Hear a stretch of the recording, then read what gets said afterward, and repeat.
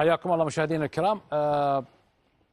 كنا نتكلم على مباراة الاتحاد مناف. مبروك الفوز. الله يبارك فيكم. تستاهلون.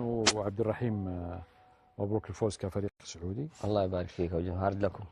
الله يجزيك خير. وتكلمنا عن مباراة السد والاتحاد.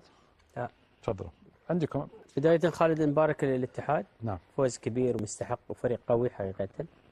مبارك للتراكتور ايضا اللي يلعب كرة جميلة. الفرق الايرانية دائما تلعب كرة جيدة. هارد لك للسد والغرافة وقبلهم امس دحيل. اذا النتائج مخيبة حقيقة لنا كرياضيين.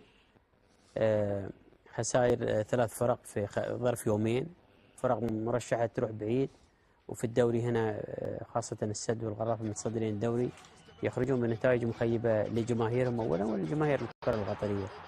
اليوم الغرافة يلعب بتوازن، حاول في الشوط الثاني أنه يلعب بأدوات هجومية، غير طريقة اللعب بالخمسة، لكن سحب أكثر من مهاجم.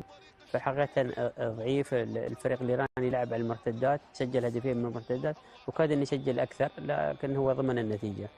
مباراة ما فيها شيء يذكر، لأن تقريبا الشوط الثاني من جانب واحد من حيث السيطرة والانتشار والمهارة ولعب بشكل جيد بالنسبة للتراكتور.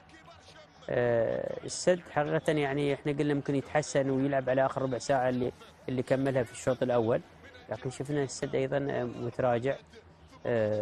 كرة مقطوعة، انتشاره ضعيف، استحواذه قليل. السد اللي كان يعتمد على الاستحواذ اليوم استحواذه جدا ضعيف كمعدل.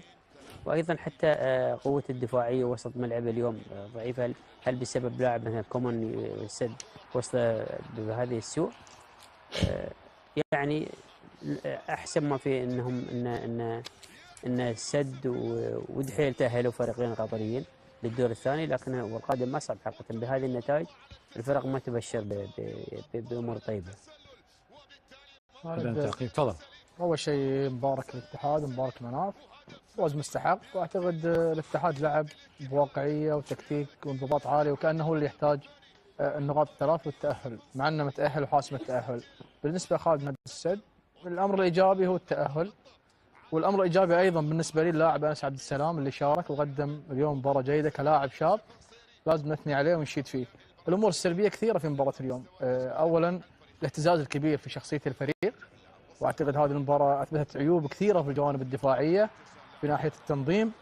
وفي نقطتين مهمه دفاعيه اعتقد لازم مانشين يعالجها، لان انت بتروح في دوري ابطال اسيا الدفاع ضد الكرات العرضيه الفريق جدا سيء، وايضا الدفاع ضد الكرات العرضيه او عفوا الكرات الثابته الفريق سيء فيها بشكل كبير. واعتقد يمكن